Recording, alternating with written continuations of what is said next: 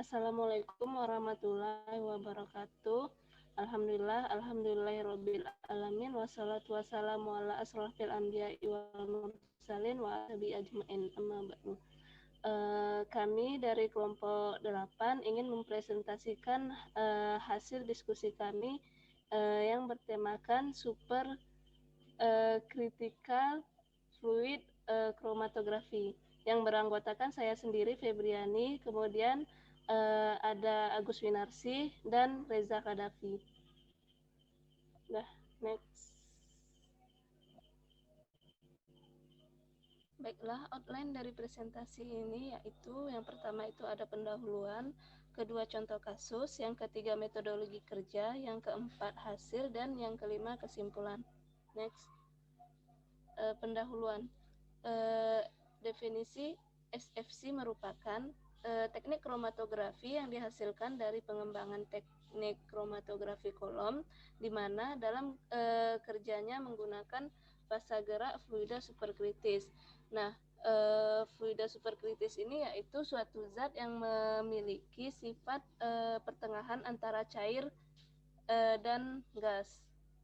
Kemudian prinsip kerja.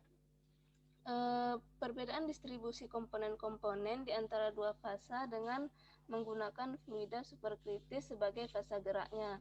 Kemudian fasa gerak yang digunakan pada fluida superkritis ini contohnya yaitu CO2, amonia, nitrogen, oksiga, etana, pentana, dikloro-difluorometana, dietil ether, dan tetrahidrofuran. Nah, yang paling banyak digunakan yaitu gas CO2 karena gas CO2 sangat baik untuk molekul organik dan dapat meneruskan sinar UV, tidak berbau, tidak beracun, mudah diperoleh dan harganya murah.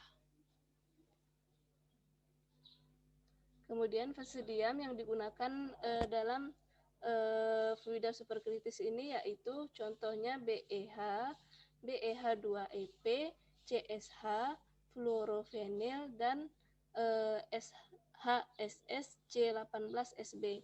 Nah, kolom yang digunakan pada fluida superkritis ini yaitu kolom terkemas dan kolom kapiler. Nah, yang paling banyak digunakan itu yaitu kolom kapiler karena kelebihan kolom kapiler yaitu resolusinya sangat tinggi dalam waktu yang singkat. Kemudian kelebihan SFC dibanding GC. Kelebihan SFC dibanding GC yaitu dapat menganalisis solut yang tidak menguap, polar, atau mudah terabsorpsi. Kemudian dapat menganalisis solut dengan berat molekul yang lebih tinggi daripada yang dapat dianalisis oleh GC. Kemudian dapat menganalisis molekul-molekul termomobil dan dapat menganalisis cuplikan tanpa derivatisasi. Kemudian kelebihan SFC dibandingkan KC-KT. Nah, teknik SFC dapat menghasilkan pemisahan yang cepat tanpa menggunakan pelarut organik. Nah, tanpa pelarut organik berarti SFC merupakan teknologi yang ramah lingkungan. Nah, kemudian pada jenis kolom yang sama, efisiensi pemisahan pada SFC lebih baik. Hal ini disebabkan karena tinggi plat teori atau HETP pada SFC lebih kecil dibandingkan dengan pada KC-KT. Nah, menurut teori kromatografi, semakin kecil HETP, maka efisiensi pemisahan semakin baik. Kemudian kelemahan pada SFC yaitu instrumen baru sehingga belum banyak diterapkan oleh peneliti kayak itu, atau SFC ini termasuk barangnya yang sangat mahal. Kemudian tidak mampu dapat mengelusi senyawa ionik moderat atau senyawa yang sangat polar. Hal ini dapat diatasi dengan menambahkan fluida lain sebagai modifier untuk meningkatkan kelarutan analit dan fasa geraknya. Selanjutnya akan dijelaskan oleh teman saya Reza Kadafi. Baik, selanjutnya adalah ini gambar dari skema alat SFC. Yang pertama adalah silinder dengan CO2, kemudian pompa HPLC. Yang nomor 3. Nomor 3 ada pressure control unit. Nomor 4 filter. Nomor 5 itu manometer yang ini. Kemudian nomor 6 on off valve yang ini. Kemudian yang nomor 7 ada Falcon injection valve. Yang nomor 8 ini ada kolom. Nomor 9 ada reaktor. Yang nomor 10 ada detektor. Nomor 11 PC. Nomor 12 ada floater.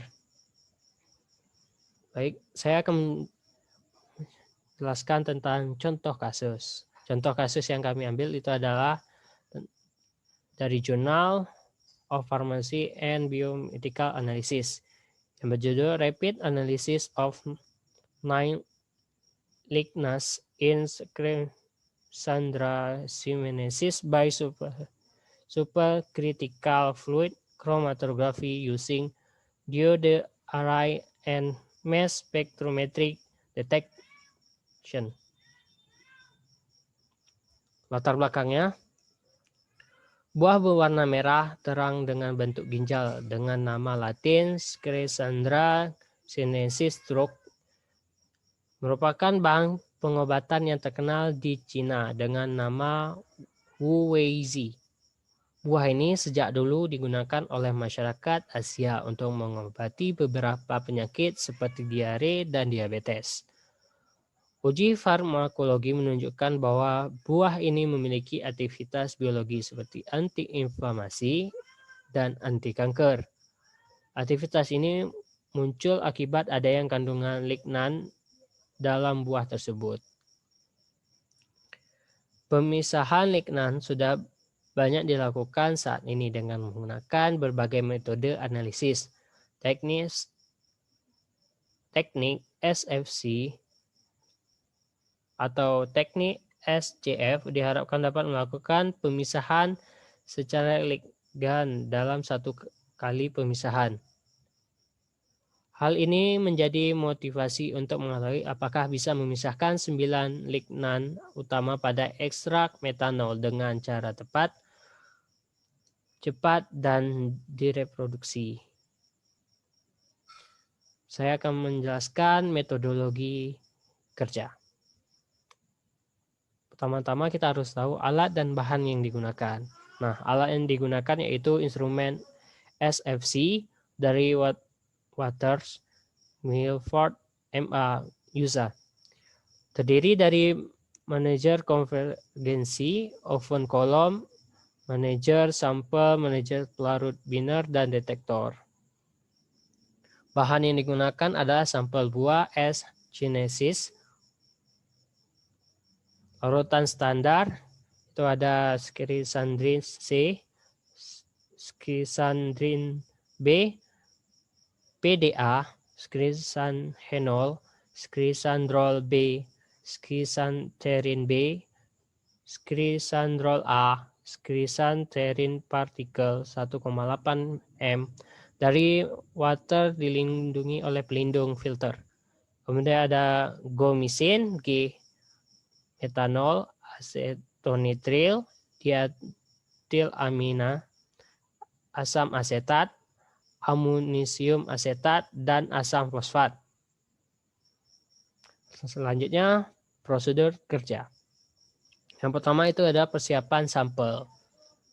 Sampel mula-mula digiling menjadi bubuk halus, diekstraksi 250 mg per pel pada suhu kamar menggunakan 3 ml metanol selama 10 menit. Disentrifugasi 1500 gram selama 10 menit. Kemudian dipindahkan supernatan bening ke dalam 10 ml volumetri flat.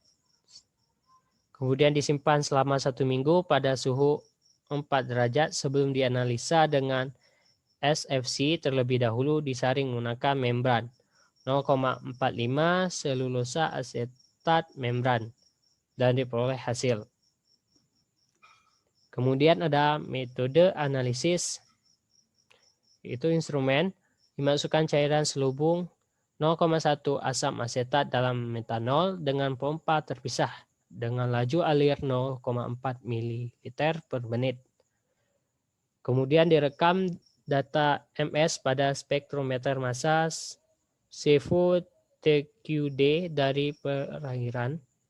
Kemudian diatur tegangan kapiler menjadi 2,5 kV, laju alir tegangan kerucut gas disolvasi dalam kurung nitrogen, dan temperatur desolvasi yaitu 30 volt 700 liter per jam dan pada suhu 650 Celcius masing-masingnya. Dipantau pindahan mulai dari M per Z 300 hingga 600 dan diperoleh hasil. Kemudian ada metode validasi. Larutan standar ditimbang 2,5 mg dari setiap standar yang dilarutkan dalam 10 ml metanol. Diencerkan larutan secara serial dengan metanol dengan perbandingan 1:2. Kemudian ditentukan secara visual nilai LOD atau batas deteksi dan LOQ atau batas kuantifikasi sesuai dengan rasio signal to noise 3 dan 10. Kemudian dibandingkan konsentrasi yang secara teoritis dengan yang sebenarnya yang ditemukan dan diperoleh hasil. Baik, selanjutnya akan dijelaskan oleh kawan saya yang bernama Agus Wirarsi. Baik, saya akan menjelaskan mengenai hasil dan pembahasan dari jurnal tersebut. Next.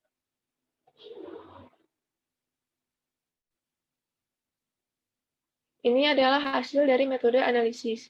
Gambar 41A, yaitu menunjukkan pemisahan 9 senyawa standar di bawah kondisi CFC optimal. Gambar ini merupakan kontrol hasil pemisahan 9 senyawa di bawah kondisi CFC optimum. Next. Gambar 41B, yaitu pemisahan senyawa standar 1-9 di bawah kondisi CFC optimal, dengan menggunakan fase diam berbeda. Gambar ini membahas tentang bagaimana efek yang dihasilkan dengan melakukan modifikasi terhadap fase diam CFC untuk didapatkan metode pemisahan dengan efisiensi yang tinggi. Pada uji ini, fase diam yang digunakan adalah BEH, BEH2EP, C-sulfurphenyl, dan high speed steel atau HSS C18SB. Hasil resolusi terbaik didapatkan dengan BEH, C-sulfurphenyl, dan HSS C18SB dengan hasil resolusi terbaik, yaitu menggunakan HSS C18SB. Penggunaan fase diam BEH2EP memberikan hasil resolusi yang buruk, di mana senyawa 5 dan 6 mengalami tumpang tindih dan senyawa 1-3 tidak terpisah sepenuhnya. Next. Gambar 41C, yaitu pemisahan senyawa standar 1-9 di bawah kondisi CFC optimal dengan 0,1% asam asetat dalam metanol sebagai modifikasi. Gambar ini yaitu menjelaskan bahwa dengan menggunakan CO2 yang bersifat nonpolar sebagai fase gerak dalam pemisahan senyawa lignan tidak dapat terjadi sehingga dibutuhkan modifikasi agar fase gerak dapat berinteraksi dengan analit selama pemisahan. Modifikasi dilakukan dengan menambahkan MeOH, ACN, dan isopropanol. ACN dan isopropanol tidak dapat memberikan hasil dalam pemisahan, sehingga hanya MeOH yang memberikan hasil. Kemudian, untuk meningkatkan efisiensi dari fase gerak dilakukan uji coba dengan menambahkan senyawa asam, basa, dan buffer pada MeOH.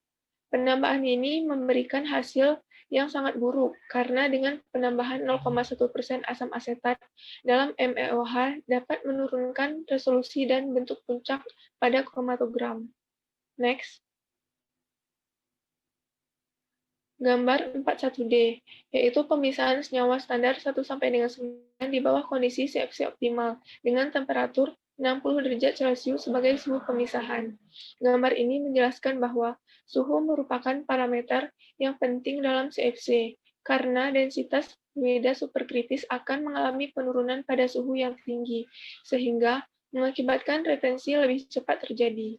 Dalam kasus ini, pada suhu 40 derajat Celcius, senyawa 5 dan 6 masih berevolusi, dan pada suhu di atas 50 derajat Celcius, semua senyawa terpisah. Next. Ini adalah hasil metode validasi. Tabel hasil dari metode validasi yaitu diketahuinya nilai regresi, ekuasi, linearitas, dan LOD, LOQ, precision, akurasi. Next. Uji CFC divalidasi untuk mengetahui kualitas, selektivitas, nilai LOD dan LOQ, presisi, dan akurasi. Pada uji ini didapatkan nilai koefisien determinasi atau R-2 sebesar 0,99 yang mengkonfirmasi bahwa metode ini linear dari 250 hingga 3 mg per mililiter. Metode ini juga dinyatakan selektif berdasarkan 3 fakta. Yang pertama yaitu ketika analisis larutan sampel tidak adanya peak of interest yang dilakukan pada panjang gelombang 210 nanometer. Yang kedua yaitu tidak adanya indikasi ketidakmurnian dalam spektra DAD. Dan yang ketiga yaitu spektra CFC-MS sangat konsisten, di mana tidak menunjukkan adanya senyawa coeluting. Kemudian, pengukuran batas deteksi atau LOD dan kuantitas atau LQ sangat mirip untuk CFC menggunakan deteksi UV. Tingkat akurasi uji ini memenuhi persyaratan dengan jarak recovery rate 96,3 sampai dengan 102,9%. Kemudian, presisi dalam uji CFC juga dapat diterima karena walaupun menggunakan tumbuhan yang sama, dalam masing-masing eksperimen akan selalu ada ketidakhomogenan yang tidak dapat dihindari dalam sampel. Next. Kesimpulan. Next. Kesimpulan dari penelitian ini yaitu yang pertama, pengaturan instrumen sederhana dan untuk CFC dengan pengecualian suhu kolom tinggi yaitu sebesar 70 derajat Celcius. Yang kedua yaitu pemisahan ekstrak yang memuaskan dapat dilakukan dengan temperatur sebesar 50 derajat Celcius. Dan yang terakhir yaitu dalam waktu analisis yang hanya dapat dicapai oleh IPLC dengan waktu 10 menit sebesar standar dapat diselesaikan secara baseline. Baik, sekian dari kelompok 8. Lebih dan kurang kami mohon maaf. Wassalamualaikum warahmatullahi wabarakatuh.